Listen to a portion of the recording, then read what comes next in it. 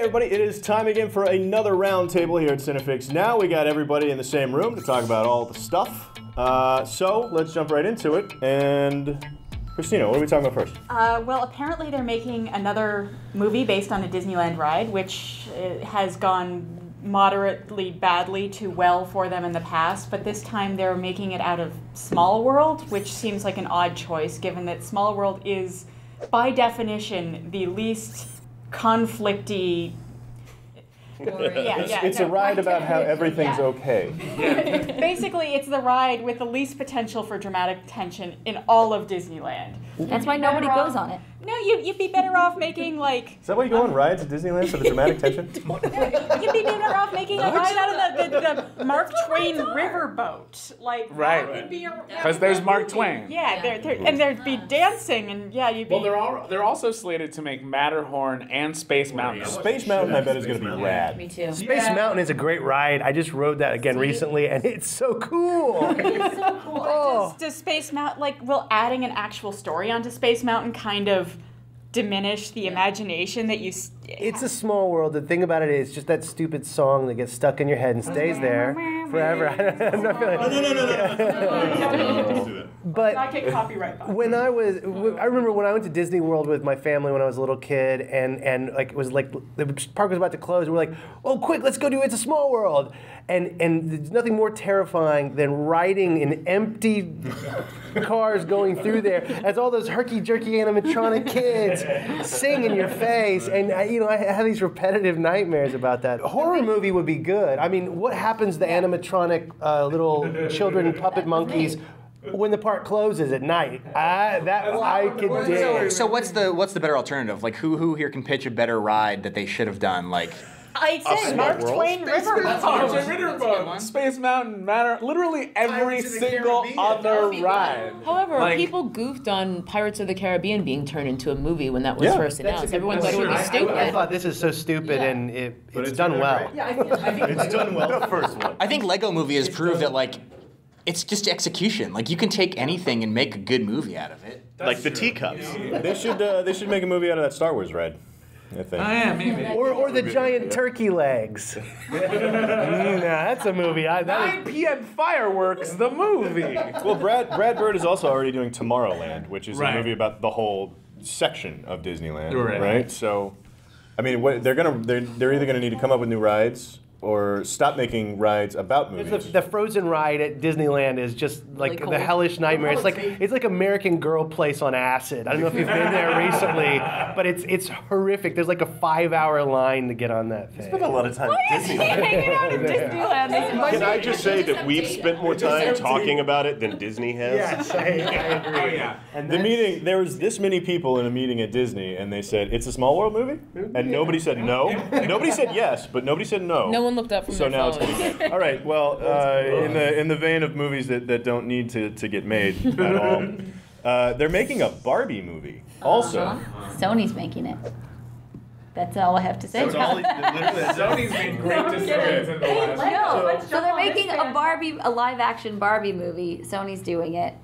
I don't think it needs to be made. It's a $3 billion franchise already. Like, a year it makes that much money. Why are we making this movie yet again? But isn't that answering your question? Because human beings like money. $4 billion sounds better than $3 billion. We've got plenty of money. Let's not make this movie. That's not how capitalism works, my friend. The only thing surprising to me about this is that it took this long for them to make it. But does anybody remember Life Size, the Lindsay Lohan movie? Nope. No one? Nothing? Just you. Who's Lindsay Lohan?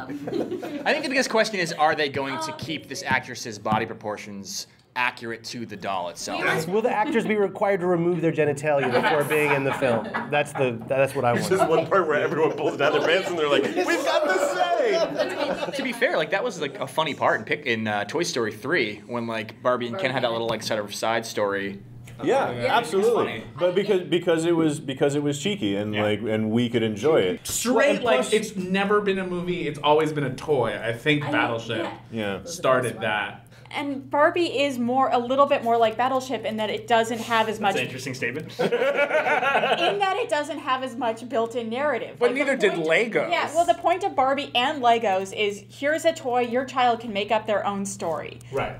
Which is what was the story inherent in Legos. Like Legos was about builders and imagination and you know. And I think they could theoretically pull off a very decent Barbie movie. I was never into Barbies. I played with my brother's G.I. Joes. I played house with my brother's G.I. Joes. I would like to point out, if you guys haven't seen this, Todd Haynes, the filmmaker, made this great he's Superstar, the Karen Carpenter story. You can see it on YouTube. Yes. He used all Barbie dolls, and he used the actual Carpenter music. They sued the heck out of him.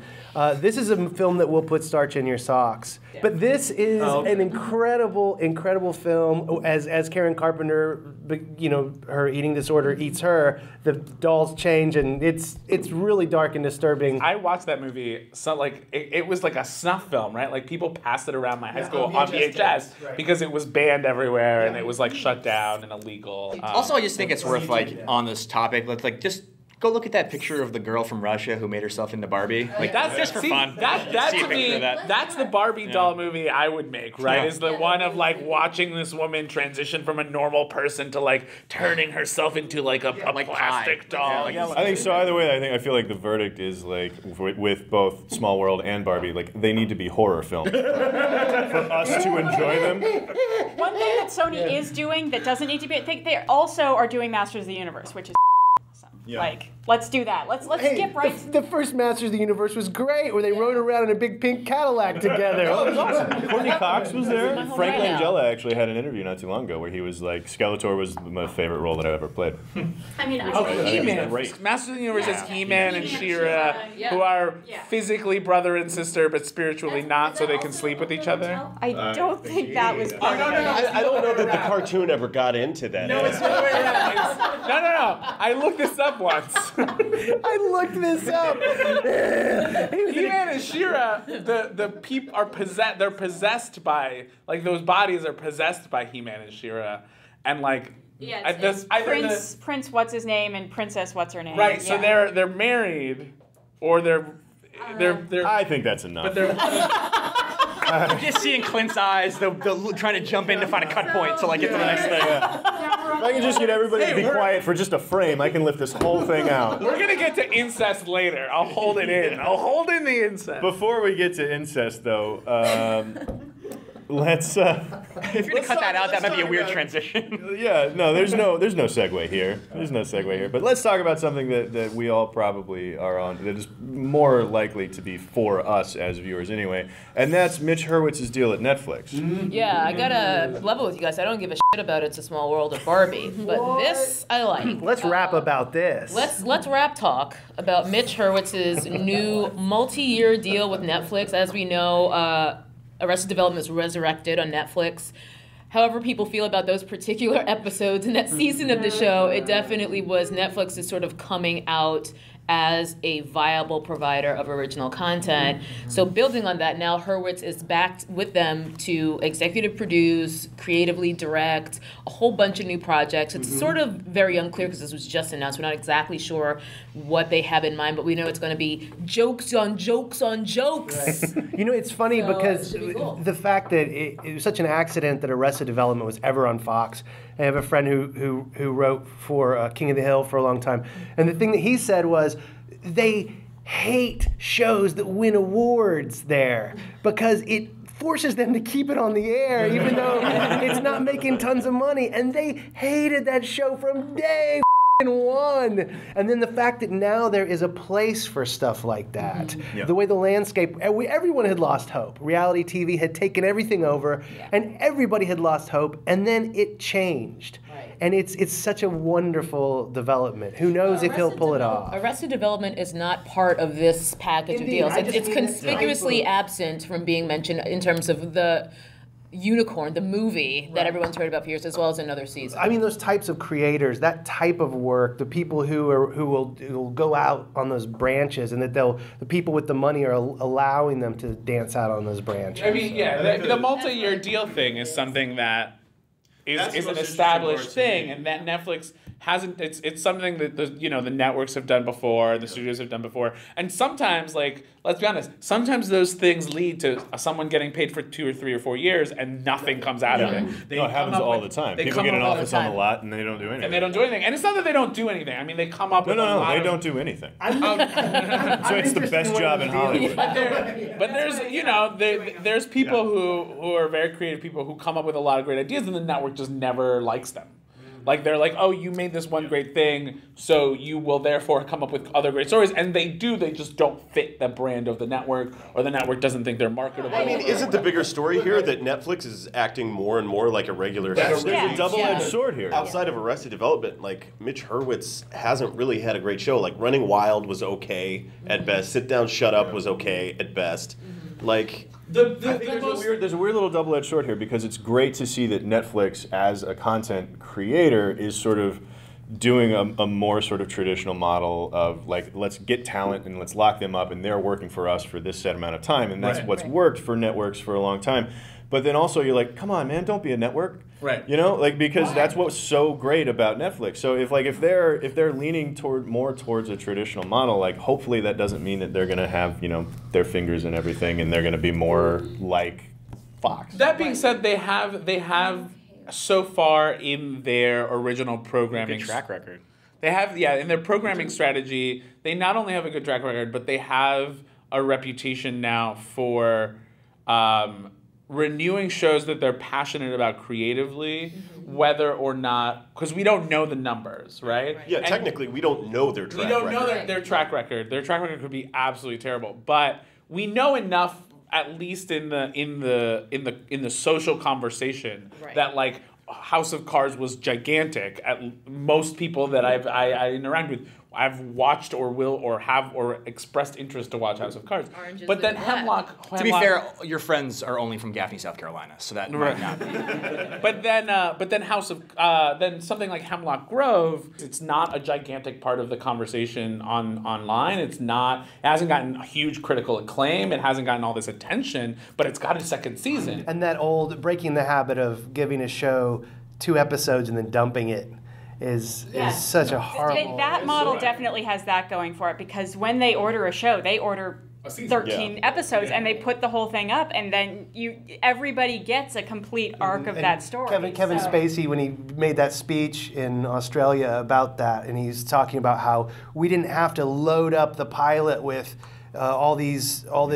Here's I'm explaining everything, explaining this whole world, and here's a stupid cliffhanger to make you come back next week. He said we had a whole season to let everything develop, and it let them tell the story as opposed to cramming it full of bunch of. Which is it's a great model, and we're all better off for it. It's just a slippery slope. It is. It really is. Like, I just hope that they stick with that, because more and more you see people that just don't have cable anymore. That's another announcement though that came out this week, is that Amazon Instant is licensing a lot of the older HBO shows. So it's going to be sort of like an interesting test to see if, as Netflix continues to pursue this original content model, does that put them ahead of these other people who are just sort of more licensing? Yeah. At some point, I feel like the establishment is going to want some sort of metric measure out of them. And I understand why they haven't given ratings, right? Like, ratings in the Netflix world don't make sense, because it's a comparative model, and it's a model based on, like, how many people tuned in at 8 p.m. on Thursday. Right. Whereas, like, House of Cards was up a whole year before Orange is the New Black. So do you compare Orange is the New Black to House of Cards, and when do you do that? Do you wait till they're both at their year mark? Do they have to supply those metrics? Because the whole point of those metrics is to bring in advertisers, and they don't have to bring in advertisers. They just have to bring in new subscribers. Yeah. Okay. So what's happening is hopefully all of this thing with the Amazon Prime thing and with the Netflix thing, hopefully we're on our way out, to getting cable providers sort of out of there, because man, do they stick it to you. Speaking of that, Game of Thrones this week, huh? Wait, no spoilers. I have to catch up on like 4 seasons. Oh, do you need to leave? Yeah, you should. This is a big spoiler. This is a gigantic spoiler moment. You should leave if you haven't seen the last episode. Which is why the incest segue was way better. I was never here. The incest segue was way better, but we wanted to get the spoiler alert out there. You have to. Yeah, everybody's scooching. So, Game of Thrones, last episode of Game of Thrones. I can't remember. Oh no. Well, Grant, real sorry. We're sorry. So obviously there was a very controversial scene where Jaime Lannister rapes Cersei in front of Joffrey's dead body. Kind of on and next to and under. I don't know that it was on. It was on for a little bit. Like there was some making out. There was a lean kind of thing. Okay, so the point is that yes, it was on or about Joffrey's dead body. Yes.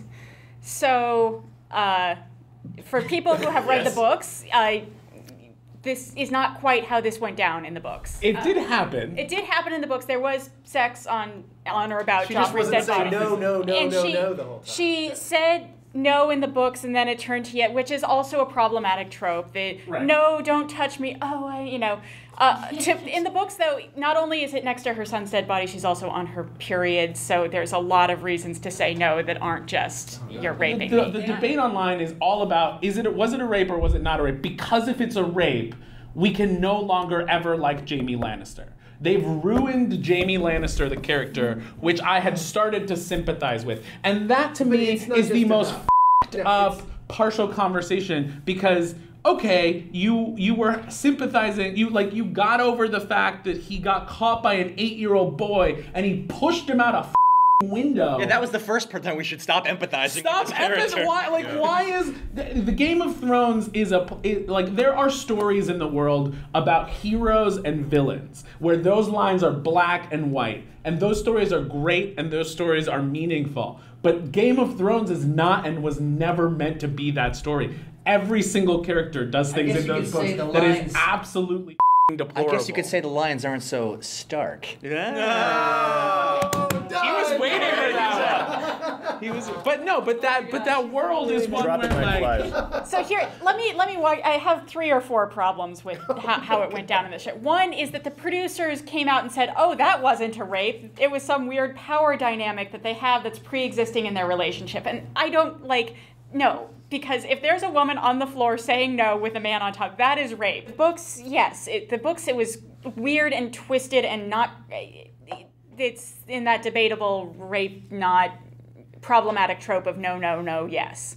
In the show, it just cuts on the no, which I think is a there's obvious... whipping garments. But what if it cuts back on the yes? I will say that my wife hasn't read the books, and there was that thing they did, the silly cutaway thing where she's holding on to the funeral shroud at the very end, and my wife fully expected her to pull, and their son to roll over on top of her. I was rooting for that same thing. Kind of a missed comedic moment, but she said that, and I thought, God, that would have really that would have been the icing on the incest cake. Right? I mean, here's my problem with any deviation from the books. It's also just reads like this cheap narrative shortcut to set up any future conflicts between Jaime and Cersei. There are conflicts between Jaime and Cersei, but for much more complicated reasons than you raped me. See, I completely disagree with that, though. I think that's a good point. I hadn't really thought of it. I disagree with that, though, because I think that they already created that falling out in the previous episodes where he came back and she refused it. Right. That they already created the I hate you relationship. Isn't it more of a shorthand that the Lannisters are their own worst enemy? Yes. Yeah. Well, okay. The other major change from the book is the timeline. Yes. In the book, that is the first time Jaime and Cersei have seen each other since he had his whole little adventure with Brienne, which I think also puts it into a different relationship. In the show, it plays as you've been rejecting me for weeks, I'm going to take it now. Yes. In the books, it was, I haven't seen you for 3 months. I am horny and emotional. They did a really good job establishing the fact that they're not getting back together anytime soon, and that there was tension there, and that they both changed so much. They did such a good job establishing all of that made the rape seem that much more gratuitous and sort of some weird device that we were it would be it felt like shock for shock's sake is what it felt like to me. The fact that she'd been rejecting him for weeks just makes it feel I know that it's a fantasy world, but this makes it feel like something that could happen in the real world and does happen in the real world, where a girlfriend, you know, has been sort of pushing her boyfriend away for weeks and he comes back and rapes her. Like, that happens in the real world. But that's the point. I mean, like, the point is that these characters are not supposed to. Jaime Lannister is not supposed to be this redemptive hero, and now is this like unimpeachable, like glorious hero person, even though you felt bad for him because he had a bad childhood and it was hard for him. You're making me like Jaime Lannister more. I find rape a cheap shorthand for reminding you that this is a gray character. Like, he's always been a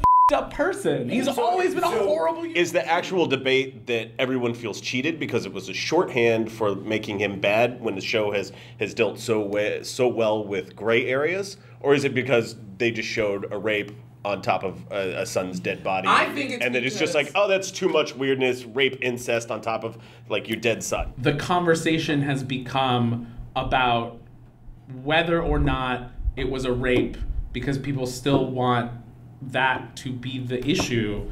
He raped her and it's f***ed up and it's wrong, but having consensual sex next to their dead son during her period after trying to kill a 9-year-old boy is still f***ed up. It's all f***ed up and wrong. It's Game of Thrones. Yeah, my biggest single problem with this is that in the real world, outside of the real world of the show, producer went on record and said that wasn't rape. That's like that is real world f***ed up, and like I'm gonna go ahead and say like that's not okay, internet. At the end of the day, like, and after the Red Wedding, and after everything that's had, like pregnant woman getting stabbed in the belly, and after everything that is, oh come on, you're that far behind? He hasn't watched it at all. Oh, okay. After all the disgusting things that have happened on this show, the scene, regardless of what the producers have said, just the scene in the context of the show is like the third most despicable person raping the second most despicable person next to the dead body of the first most despicable person. So it's like, it's a great way to put it. I'm not sure that it's as shocking as everybody really wants it to be, because like